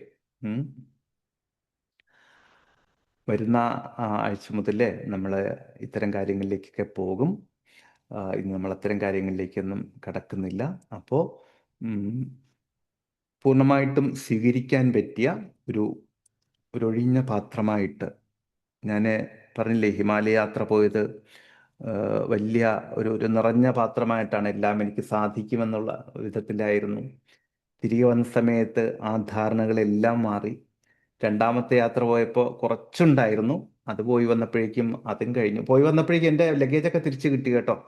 എനിവേ പോയി വന്നു കഴിഞ്ഞു, കൊച്ചിയിലെത്തിയതിന് ശേഷം മാത്രം തിരിച്ചു കിട്ടി. പക്ഷെ അത് ബാധിച്ചിട്ടേ ഇല്ല. അവിടെ തിരിച്ചറിയാണ് ഇതൊന്നുമില്ലെങ്കിലും പ്രകൃതി നമ്മളെ പൂർണ്ണമായിട്ടും സംരക്ഷിക്കും, ഒരു കുഴപ്പമുണ്ടാവില്ല എന്ന് തിരിച്ചറിയുകയാണ്. മൂന്നാമത്തെ അടുത്ത യാത്രയിൽ പോയപ്പോൾ അത് അടിവരയിട്ട് ഉറപ്പിച്ചു, അവിടെ ഒരു സൈനും കൂടി ഇട്ട് വന്നതാണ് അടുത്ത യാത്ര. എന്തായാലും പ്രകൃതി നമ്മളെ ചേർത്ത് പിടിക്കും, നമ്മളൊന്ന് കൈ കൊടുത്താൽ മാത്രം മതി. ഇനി നമ്മൾ ഈ വരുന്ന ആഴ്ച മുതൽ കുറേയധികം കാര്യങ്ങളെ മനസ്സിലാക്കേണ്ടതുണ്ട്. അത് പൂർണ്ണമായിട്ടും സ്വീകരിക്കാൻ ചില തയ്യാറെടുപ്പുകൾ നമ്മൾ നടത്തണം. അതിനാകെ ചെയ്യേണ്ട ഒരേ ഒരു കാര്യം നമ്മുടെ ഉപബോധ മനസ്സിനെയും നമ്മുടെ ചിന്തകളെയും ഒക്കെ ഒന്ന് കാമാക്കുക, ഒന്ന് കൂളാക്കുക, അല്ലെങ്കിൽ താൽക്കാലികമായിട്ട് ഒന്ന് എംറ്റി ആക്കി വയ്ക്കുക എന്നുള്ളതാണ്. അതിന് നിങ്ങൾ ചെയ്യേണ്ടത് ഇനി വരുന്ന 8 ദിവസം, അതായത് ഇനി അടുത്ത വ്യാഴാഴ്ച നമ്മൾ ഇതുപോലെ കാണും, അതുവരെ ചെയ്യേണ്ടത് ദിവസത്തിൽ സ്വാഭാവികമായിട്ടുള്ള നിങ്ങളുടെ ധ്യാനങ്ങളെല്ലാം ചെയ്യുക, മറ്റുള്ള രീതികളെല്ലാം ചെയ്യുക. അതോടൊപ്പം തന്നെ ഒരു 10 മിനിറ്റ് കണ്ടെത്തിയിട്ട് വളരെ ശാന്തമായിട്ടിരിക്കുക. എന്നിട്ട് നമ്മുടെ മനസ്സിലൂടെ കടന്നു പോകുന്ന ചിന്തകളെ ഒന്ന് നിരീക്ഷിക്കുക. ചിന്തകളെ വെറുതെ നോക്കി നിൽക്കുക. അതായത് നിങ്ങളൊരു റെയിൽവേ സ്റ്റേഷനിലെ പ്ലാറ്റ്ഫോമിൽ ഇരിക്കുന്നത് മാതിരി സങ്കല്പിക്കുക. പല വിധത്തിലുള്ള ട്രെയിനുകൾ വരികയും പോവുകയൊക്കെ ചെയ്യും. ചിലതിനെല്ലാം നല്ല വേഗതയുണ്ടാകും, ചിലതിനവിടെ സ്റ്റോപ്പ് ഉണ്ടാകും, ചിലതിൽ ആളുകൾ കയറാൻ നോക്കുന്നുണ്ടാകും. അപ്പോൾ ഇതൊക്കെ സംഭവിക്കുന്നുണ്ടാകും. പക്ഷെ നമ്മൾ പ്ലാറ്റ്ഫോമിൽ തന്നെ ഇരുന്നിട്ട് ഇതെല്ലാം കാണുകയാണ് എന്നതുപോലെ നമ്മളിലൂടെ കടന്നു പോകുന്ന ചിന്തകളെല്ലാം വെറുതെ നിരീക്ഷിക്കുക. ശൂന്യമാക്കാൻ ഒന്നും നിൽക്കണ്ട, വെറുതെ നിരീക്ഷിക്കുക. നമ്മുടെ ഓരോ ചിന്തകളെയും ഓരോ ട്രെയിനുകളായിട്ട് സങ്കല്പിച്ചുകൊണ്ട്, അത് ചിലപ്പോൾ പോസിറ്റീവായിരിക്കാം, ചിലപ്പോൾ നെഗറ്റീവായിരിക്കാം. ചിലത് ട്രെയിൻ ഹോൺ അടിക്കുന്നത് പോലെ നിങ്ങളിൽ ചില അസ്വസ്ഥതകൾ ഉണ്ടാക്കിയേക്കാം. ചില ട്രെയിനുകളെ പ്ലാറ്റ്ഫോം കുലുക്കി പോകുന്നത് പോലെ ചിലത് നിങ്ങളൊന്ന് വൈബ്രേറ്റ് ചെയ്യിച്ചേക്കാം. എന്ത് തന്നെയായാലും ശരി, അതിന് വെറും കാഴ്ചക്കാരാവുക, യാത്രക്കാരാവരുത്. യാത്രക്കാരാവരെന്ന് പറഞ്ഞാൽ ആ ചിന്തകളിൽ കയറി അതിൻ്റെ പിന്നാലെ പൊയ്ക്കളയരുത്. ഒരു നല്ല ട്രെയിൻ വന്ന് AC ഉണ്ട് എന്ന് പറഞ്ഞ് കയറി പൊയ്ക്കളയരുത്. ജസ്റ്റ് കാണുക. ഞാനിപ്പോൾ ടിക്കറ്റ് എടുത്തിട്ടില്ല, ഞാൻ കാണുകയാണ്, നിങ്ങൾ പ്ലാറ്റ്ഫോമിൽ ഇരിക്കുകയാണ് എന്നുള്ള വിധത്തിൽ കാണുക. ഇതിന് കാരണം എന്താന്ന് പറഞ്ഞാൽ ഈ ഒരു ലളിതമായിട്ടുള്ളൊരു നിരീക്ഷണം നമ്മുടെ മസ്തിഷ്കത്തിലെ തരംഗങ്ങളെ സാവധാനം ശാന്തമാക്കും. അപ്പോൾ അടുത്ത ആഴ്ച മുതലുള്ള നമ്മുടെ ക്ലാസ്സുകൾക്ക് പൂർണ്ണമായിട്ടും സജ്ജമാക്കും. നമുക്കൊരുപാട് യാത്ര ചെയ്യാനുണ്ട്. ഒരുപാട് കാര്യങ്ങൾ മനസ്സിലാക്കാനും പഠിക്കാനും അനുഭവിക്കാനും അറിയാനും എല്ലാം ഉണ്ട്.